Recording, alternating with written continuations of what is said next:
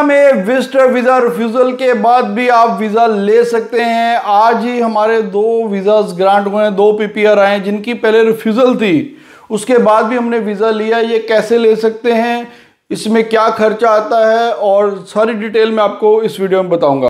Bells Overseas, the sound of your future. Hello everyone, मैं Kapil Bhatia bells overseas से। Bells overseas से आप हमारे से कोई भी क्वेश्चन पूछ सकते हैं, नीचे कमेंट करके हमारे कमेंट का आपको रिप्लाई करते हैं। तो कनाडा विजिटर वीजा में रिफ्यूजल के बाद भी आप वीजा ले सकते हैं। उसमें क्या होता है कि आपको सिर्फ एक रिकंसिडरेशन डालनी होती है। रिकंसिडरेशन कैसे कि हम पहले केस को पूरा एनालिसिस करते हैं कि आपने क्या क्या डॉक्यूमेंटेशंस लगाए थे और उन डॉक्यूमेंट्स में क्या कमी थी, और अगर आपने कोई चीज़ लिखी है जो आपकी वीज़ा रिफ्यूज़ल में लिख के आई है तो उसको हम उसके बाद रिकंसिडरेशन जब हम करते हैं, रिकंसिडरेशन का मतलब होता है कि हमने दोबारा से उनको बोलना होता है एम्बेसी को कि आप इसको एक बार फिर से केस को दोबारा से सोचें और उसके बाद अपना दोबारा डिसीजन दें।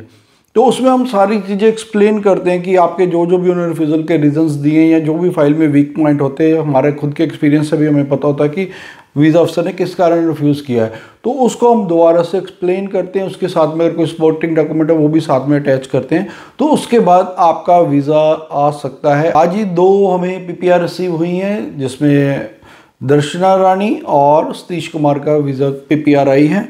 तो आप ये देख सकते हैं कि इनका वीज़ा भी रिकंसिडरेशन के बाद आया है कि रिकंसिडरेशन के बाद, रिकंसिडरेशन भी आप ऐसे नहीं कि किसी से भी लगवा लें, उसके लिए जिसके पास भी आप रिकंसिडरेशन लगाए वो वेल क्वालिफाइड होना चाहिए और उसका वेल एक्सपीरियंस होना चाहिए, तभी वो आपको वीज़ा लेके दोबारा दे सकता है।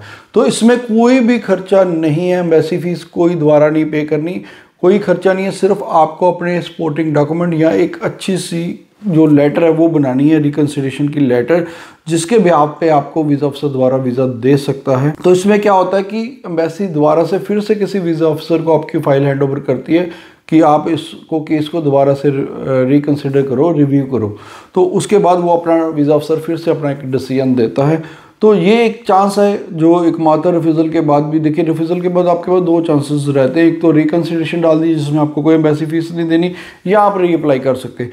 कुछ केसेस में हम रीअप्लाई की भी सजेशन देते हैं, क्योंकि अगर कोई आपके मान लो डॉक्यूमेंट सही नहीं लगे हुए हैं या डॉक्यूमेंट आपके गलत लगे हुए हैं, उसको फिर हम रीअप्लाई भी कराते हैं। जिस केस में हमें लगता है कि नहीं डॉक्यूमेंटेशन सही है, सिर्फ इसको एक्सप्लेन करना, एक्सप्लेनेशन सही से नहीं की गई, उसमें हम कहते हैं कि आप रिकंसिडरेशन कर लो।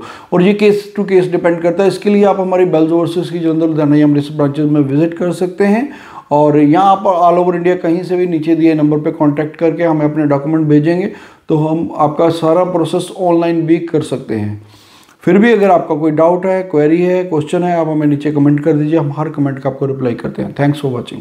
Bells Overseas, the sound of your future.